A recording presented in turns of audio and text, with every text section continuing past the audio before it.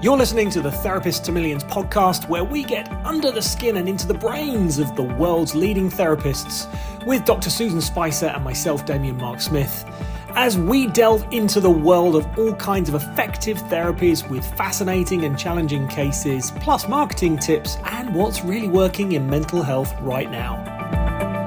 And welcome to this week's episode of the Therapist to Millions podcast. And this week we have Diane Dierks, who is a licensed marriage and family therapist in private practice and the executive director for the Center for Navigating Family Change. And she's also the co-host of the Co-Parent Dilemmas podcast, providing practical solutions to those with impossible co-parents. So Diane, welcome to the Therapist to Millions show. How are you? Thank you for having me. And can I hire you to give us that introduction on our show? I love how you said that. And Rick and I do it. We sound so bland. That sounded so exciting. Well, listen, we're getting under the skin and into the brains of therapists around the leading therapists around the world. So tell us a little bit about your practice and about your modalities and how you got into it. Okay. Well, there's kind of a long and winding road of how I became a therapist. Started out actually as a journalist. And I got a divorce. I'll start from the beginning. Got a divorce about 30 years ago. My kids were very small, and I decided I needed to go to college before they went to college. So I started my college career when I was about 30 years old and decided I wanted to be a journalist. Went through that, did that, decided to write about single parenting because I was one, right? Write about what you know. Yeah. So I wrote about single parenting in a column, a magazine column for a little while. And then ended up writing a book, and then came to Atlanta, where I'm currently located now. And in the process of coming here, decided I wanted to do more with families than just write about them. So I went back to school, got a master's degree in family sociology, whatever that is, and started actually doing divorce mediation. And I spent about 5 years solely just mediating difficult cases. And in the process of that, had one of the executive directors there at the Mediation Center recommend me to take over this nonprofit. So that was back in 2002. And I took it over, and the nonprofit that we have began doing required court-ordered education for co-parents. So I don't know what it's like there where you live, but in our state, at least, anybody who gets a divorce with minor children and asks the court to intervene is required to go to a 4-hour class that talks about the grief process, what the risks are to children, how to keep the children out of the conflict and do good co-parenting. And so I did that for many years, about a decade, really. And I think I calculated once I've been in front of 50,000 co-parents over the years. Wow. And then a lot of people kept coming up to me at those classes saying, I really need a therapist. Are you a therapist? Well, no, but I can be. So I went back to school and got my therapy degree and became a licensed therapist in the early 2000s. And really, my practice has been focused on working with people grieving their divorce or working through their conflict of divorce. And my favorite parts have been working with children of divorce. They really have my heart, which is really the only reason I've been going through somebody's divorce for the last 30 years, it feels like. So nobody in their right mind would do that on purpose, but I did so because I just love the children so much. And now I'm to the point where COVID taught me that I didn't need to be in an office all the time. So my husband retired and we moved to the beach. And I'm still doing therapy, but I get to do it via Zoom now, like I'm meeting with you. And nice. So yeah. And just how did the podcast come about then? Well, Rick and I have been working together for many, many years, teaching together, actually. And now he also works in the organization as one of our parent coordinators. And I got this bright idea 2 years ago when I was listening to podcasts. This is a great way to disseminate information. And I've written a couple of books, and I like to write, but I don't know, I like writing, but the writing of a book is cumbersome, and getting it published is cumbersome. So I had the great idea I could write a book by just doing a podcast, doing a chapter a week forever. So it's a book that never ends. Love So it. that's kind of what A we're great doing. way to think about it. Yeah. And we were having a lot of fun doing that and interacting with people and just taking the information, I think, and the knowledge and wisdom that we've gained, not only by doing the work, but really from parents. And as the culture has shifted and changed and co-parenting has had to change with it, we feel like we have a lot of information to share. And it's a way, I guess, to kind of, at the end of your career, to really put it out there and feel like you're still helping people without being in the trenches. I love that. That's so cool. Okay, now using hypotheticals and no identifying factors, what are some examples of a success story? Something that didn't go so well, but what you learned from it, and also a really kind of fascinating or unusual case. Okay. I have a lot of success stories, and success is hard to measure in this field. So many times I've met with someone who maybe came to our class and, hey, I need to talk to you for a couple of sessions, and they would show up and they'd speak to me for two times and then leave. And I didn't know if I helped them or not until 5 years later when they call me back and say, Yeah. you helped me so much in those two sessions. And I thought, really? I didn't feel like we got much accomplished. So you never really know how you're helping somebody. And one of the things I've always said to clients, especially kids, when they would see me the first time, is it's really okay to leave here and say, that lady was weird, I'm never coming back, because it has to be a good fit. But it's also okay to say, I really like that and I want more of that. And so I've gotten a lot of that kind of feedback over the years, which I really love. As far as a challenge, man, there's been so many challenges in my work, especially when you're working with high conflict co-parents and those of children. I would say the biggest challenge is when we're doing reunification work, and especially in our organization, but I did it by myself for many years before that. And these are kids who have been alienated from a parent by another parent. And the brainwashing can be so severe sometimes, not always, but I've had a couple of cases where it's just so severe that the child just believes everything that they hear about their other parent, and they literally grow up believing that my father or my mother is a monster. And once it gets ingrained and the child gets to a certain age, it's hard to reverse. And so those have been some of the cases where it's really broken my heart for the parent. I've had parents sitting in my office crying, saying, I think I need to give up because the rejection is just too hard. And I've had a lot of grace for that.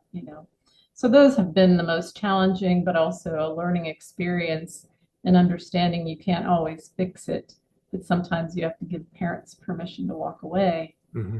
When they can't fix it either and it just gets too hard. And so that's been a really hard, I think, part of my job. And the third one was, what was the Unusual or fascinating, something just really different, which really kind of sparked your interest as well. This is unusual. I would say I was working with a guy once who he got accused of abusing his child. And the more I got into the case, I realized it was because he was on the spectrum and he had Asperger's and what is now called high functioning on the spectrum. And he had been drawing pictures for his son in a very logical way, who asked him about the female body. And so the pictures ended up in the wrong hands. And of course, he was divorced from the mother. And the next thing you know, there's this big old hairy deal, this dad is, drawing naked pictures for his son or whatever. And it was really kind of sad because it was one of those court cases that just seemed to go on forever, and all these professionals involved and probably hundreds of thousands of dollars involved. And I remember specifically once that I had him in my office and I had talked to him a little bit about being on the spectrum. And he had the kind of job that was, he's obviously a genius, but had a difficulty with the emotional kind of connections. And I'd given him a book to read. And I said, just read this book. It kind of describes it and explains it. And just let me know if any of it resonates with you. And he came back the next week after having read the book. And he gave it back to me and he said, I've read the book. I don't think that I have this, but thank you for, giving me the book. And part of what we know about those on the spectrum is that they have to learn social cues. They have to learn when you say X, I'm supposed to say Z. It doesn't come natural, you know. And there were things like that in the book that the person who had written the book talked about being trained and coached, so that by the time he was older, he knew what responses he had to make. And so he left, and he was my last client of the night. And I went out into the parking lot, and we were both leaving in our cars. And I was getting in my car, and he walked over to me and he said, I think I'm supposed to say thank you. And I said, yes, that would be a very nice thing. He said, so I just wanted to make sure I said thank you. And I said, well, thank you for saying thank you. And he walked back to his car, and it was just kind of sweet and special that even though he was denying that he was on the spectrum, he took all of that in. And for a moment, he thought, okay, I probably ought to take that to heart. And I'll never forget that story, because I think he really did appreciate me, because I was kind of one of the only ones in the whole mix that was saying, wait a minute, I think we've got this guy all wrong. And I think he was appreciative, but he just didn't know how to share it until he read the book that he denied, right? How would you like to earn while you learn? Whilst our Therapist to Millions starter membership is free of charge and you can learn incredible ways to earn passive income and stop trading time for money, such as writing a book, doing talks and using PLR products in your business, our paid for hand-holding group training professional membership is going to be available to join for just 24 hours on the 1st of next month.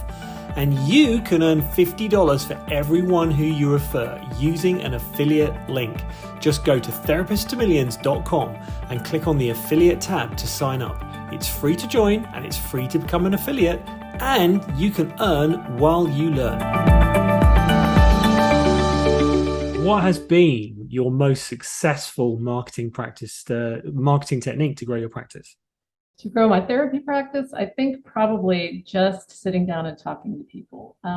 This is one of those professions where there's lots of people in it, but you can't just open an office and hang your shingle and people just start coming to you.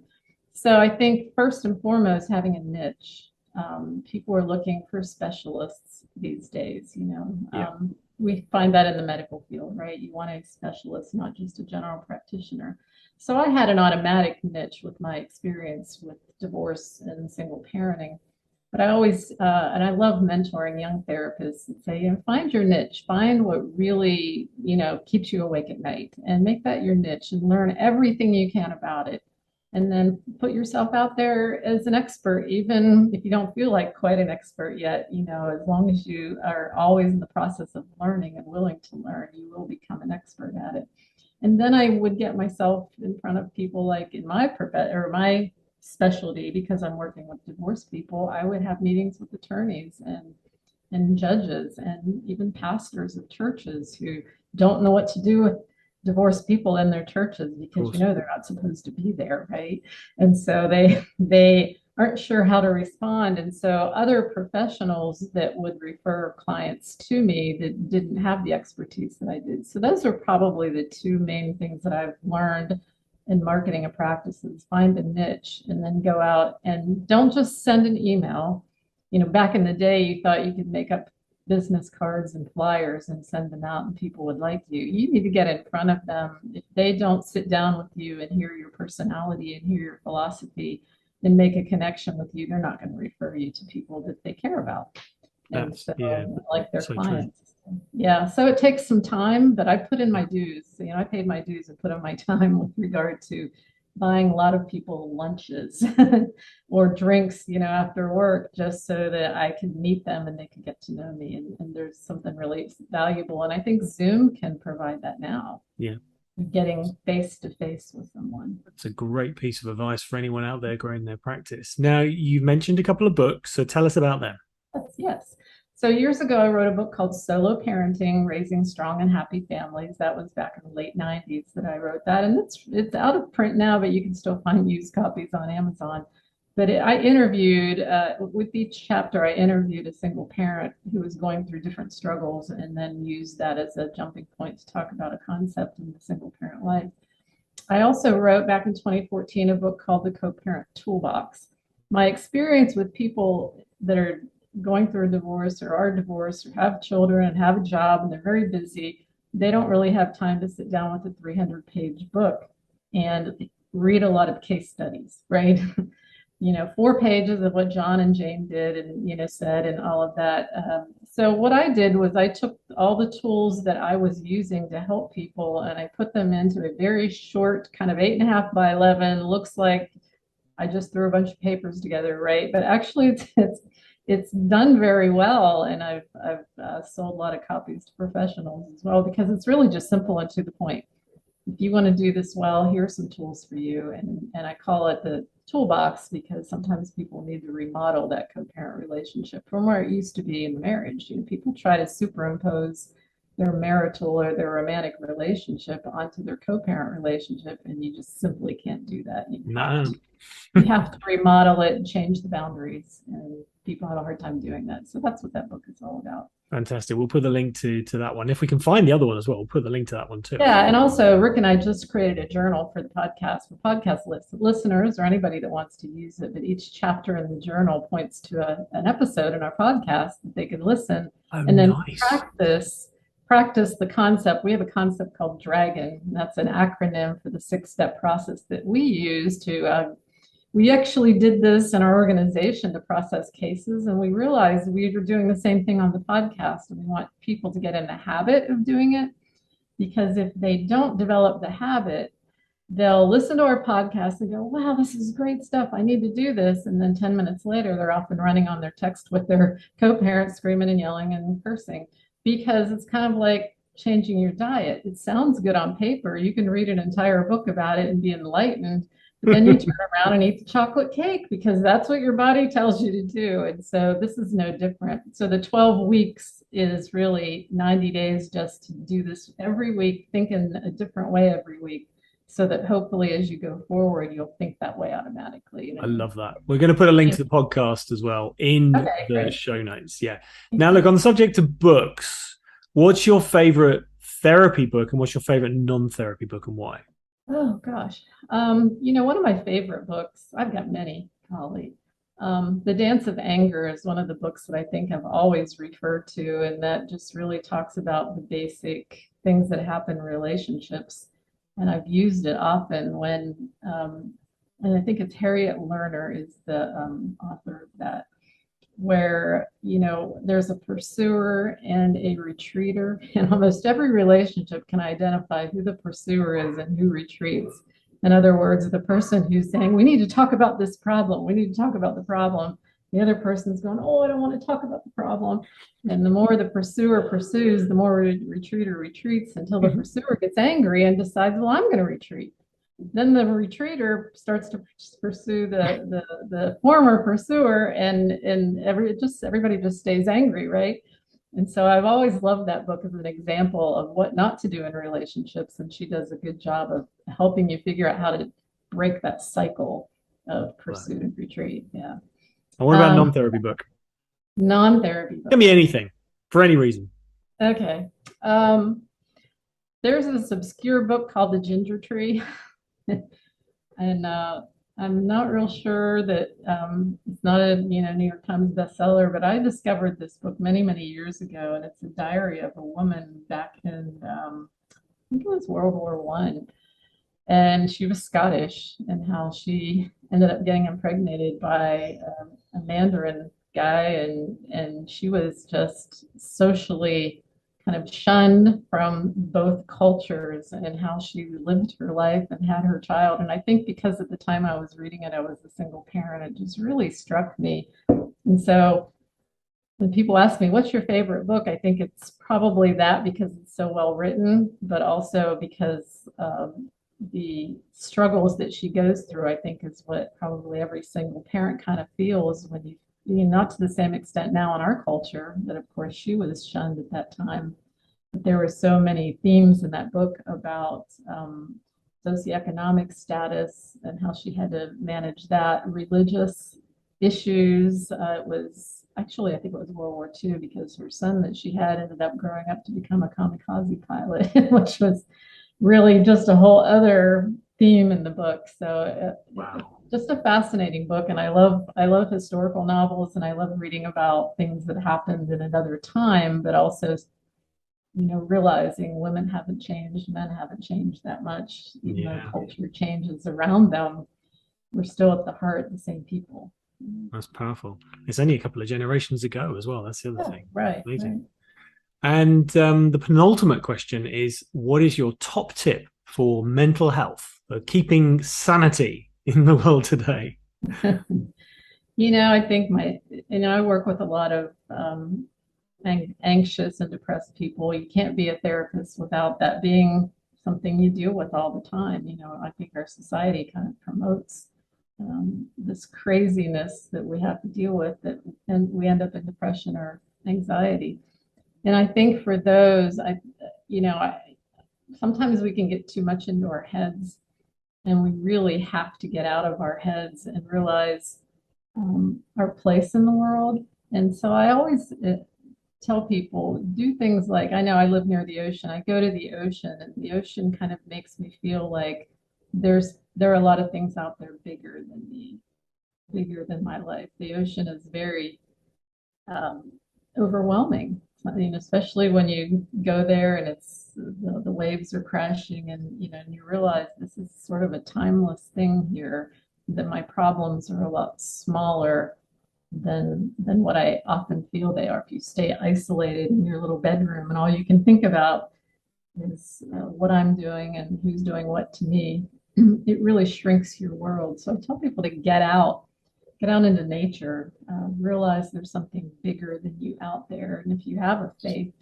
you know, access that faith, or even meditation can kind of take you out of the world and into a place where um, things don't seem quite so overwhelming. And I come from a cognitive behavioral perspective in my therapy practice. So I'm really always talking about reframing your thinking, especially when someone says, oh, they have a lot of self-talk. I'm a terrible person. I shouldn't have made that mistake. I have all these regrets. Tracking how they're saying that and when they're saying that to themselves. And I have them make 3x5 cards. Okay, today I told myself that I'm a terrible mother. And then turn that card over and write down the truth, because those things are usually lies that we tell ourselves that we've heard somewhere else. Now turn it around and give me all the evidence of why you are a pretty darn good mom. Did you get up today and feed your kid? Okay, yes. Okay, that's. Did you send them off to school? Yes. Were they clean and dressed and toothbrush? Yes. Okay, well then what you just said about yourself has no validity. And that's how you start to engage the logical part of your brain to overcome the irrational emotion that sometimes takes us over in those times where we're feeling overwhelmed. I So love that. those are practical things that you can do to change your frame of mind. Really powerful. I love that. Now, finally, Yes. and most importantly, to win an exclusive Therapist to Millions t-shirt, I would pick one up, but I'm going to be honest, I had mackerel for lunch and I can still smell it. And I don't want to pick up a shirt and then someone get it in the post and go, it smells of fish. So I'm not going to pick one up. So if you're on the YouTube, I'm sorry, you're not going to see a picture of it, but you can go to the last week's one. You'll see it then. But to win an exclusive Therapist to Millions t-shirt, which are lovely, by the way, tell us a fact that blows our mind, or tell us a joke that's one of a kind. Okay. I don't know if this will blow your mind, but this seems to always blow the minds of the people we talk to who are going through divorce or co-parenting.